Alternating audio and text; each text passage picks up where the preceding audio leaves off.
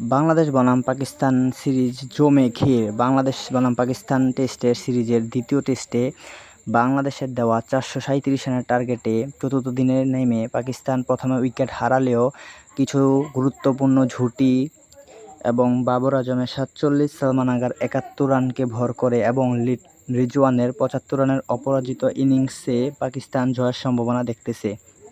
But Bangladesh দুর্দান্ত bowling করে এবং তাইজুলে 4 উইকেট তুলে নেয় এবং নাহিদ রানা 2 উইকেট। শেষের দিকে তাইজুলের জোড়া আঘাতে পাকিস্তান ব্যাকফুটে চলে যায়। লাস্ট দিনে পাকিস্তানের প্রয়োজন জিততে হলে 121 রান এবং বাংলাদেশের মাত্র 3 উইকেট। বাংলাদেশ ম্যাচ জিতে গেলেই সিরিজ জিতে যাবে, পাকিস্তানকে হোয়াইট ওয়াশ করবে।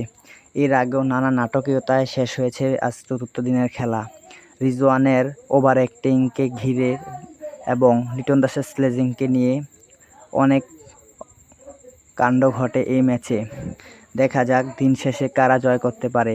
কালকে লাস্ট দিনে পুরো 90 ওভারে পাকিস্তানের প্রয়োজন মাত্র 121 রান। পাকিস্তানকে নিয়ে এই রান চেস করে বিশ্ব রেকর্ড করতে পারবে? তারা কি সিরিজে সমতায় আনতে পারবে, নাকি বাংলাদেশের দুর্দান্ত বোলিংয়ের কাছে তারা আবারও পরাস্ত হয়ে হোয়াইট ওয়াশ হবে?